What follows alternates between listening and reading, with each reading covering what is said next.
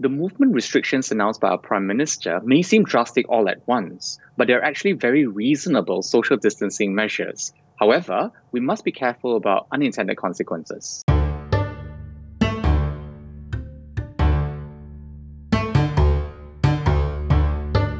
So the government has announced a movement control order to deal with the rise of COVID-19 cases in the country. Here's what a health systems and policy expert has to say about the measures. Many of these measures have been taken by other countries. Usually they've been phased in, perhaps one measure a week for the last several weeks to months. What's unusual is that Malaysia's government has decided to take all 6 measures at the same time. And I think this is causing the population a lot of panic, a lot of uncertainty. We're fearful about why these 6 measures are taken at the same time. What we really have to do is to watch out for the unintended consequences of adopting them.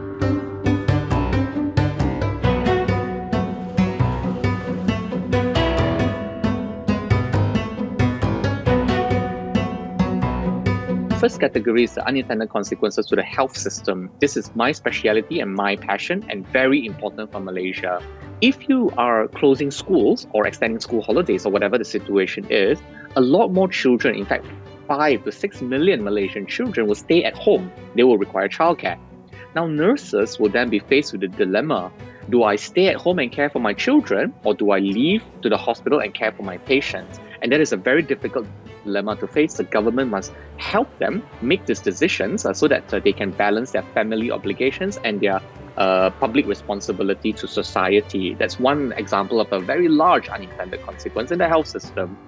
The second example, or rather the second category, Joshua, is our unintended consequences in the economy.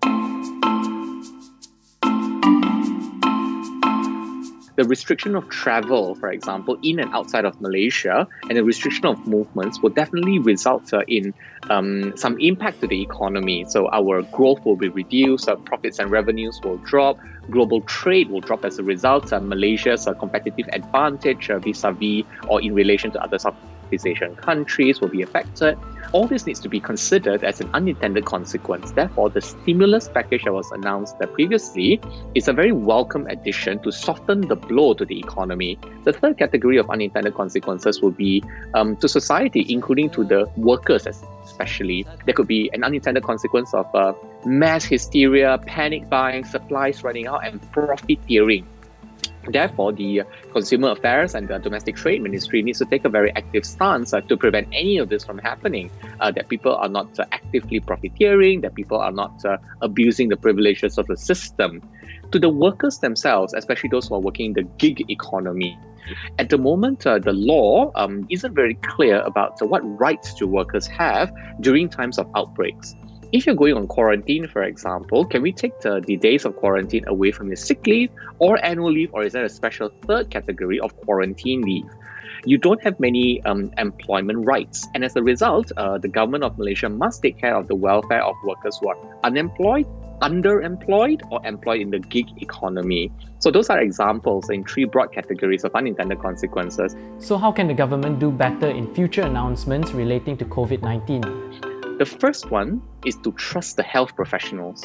We need more scientists to come into the picture, and the politicians need to trust the scientists during periods of national crisis.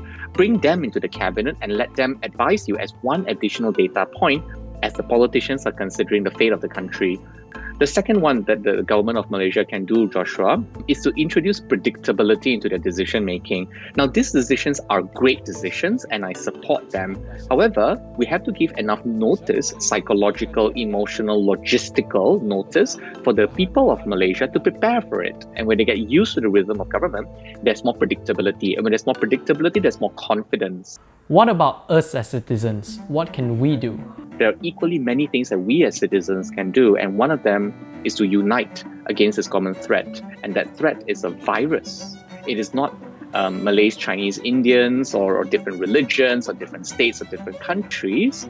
This is an opportunity for Malaysia to unite, to think about other people that we can help. Civil societies will hopefully spring up, and I imagine that the youth of Malaysia will think about taking care of the old, the rich of Malaysia will think of taking care of the poor, the healthy of Malaysia will think of taking care of the sick.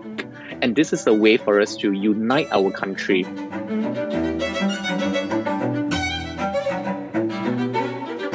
untuk menyekat penularan wabak ini dengan cara menghadkan pergerakan orang ramai.